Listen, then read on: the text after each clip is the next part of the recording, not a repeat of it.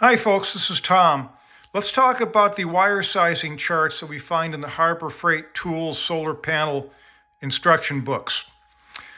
What strikes me is that it looks like some of these sizes here are just way too small for practical use. When you design a system, you want to have 3% or less loss in there. And that way you get reasonably good performance out of it. I'd ran some calculations, and here's what we actually found right here.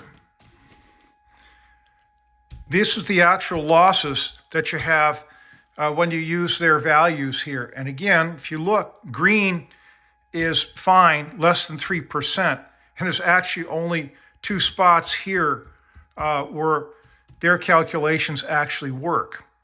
And if you go from 3% to 6% loss, there's only 5 cases right there that actually work, and that's still iffy. Again, you want to stay under 3%. If you look all the way over here, even this 18 gauge wire, by the time you get out of here to 25 feet, you've got over 10% loss right there. Yikes. So if you've got 13 volts on a battery, let's say you're using a lithium iron phosphate, and you've got 10% loss, that's 1.3 volts. So at 13, that means you've got 11.7 right there on your device.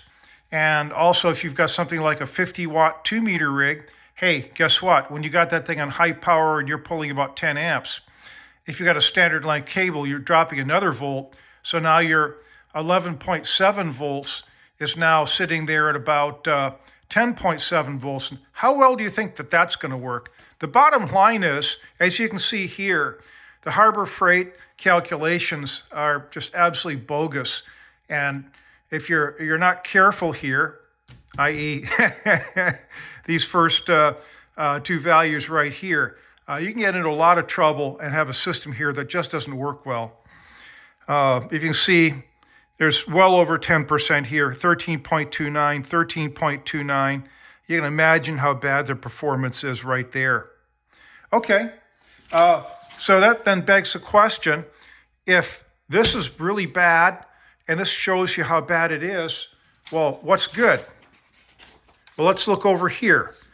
This is another chart that I made, and this one here is corrected. What I've done is I've actually plugged the numbers in and figured out for all these values the proper size wire that will give you no more than 3% loss, with a couple of exceptions right here.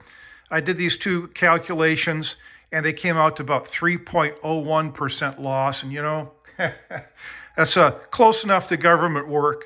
So we left these at 8 gauge instead of making them 6.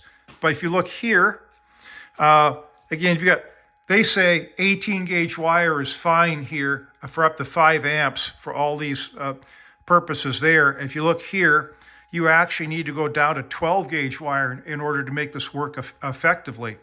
As you get down to the bottom here, wow, take a look at this.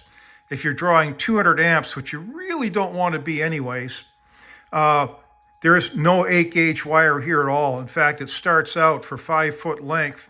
You wind up going straight to a number 2, a 0, a 3/0, a 4/0, and a 250,000 circular mill wire, which isn't even part of the American wire gauge. Yikes.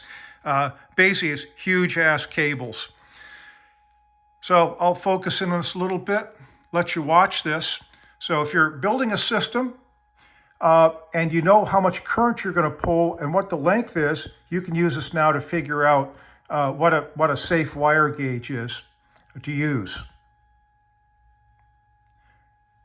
I appreciate you folks. Thanks for watching.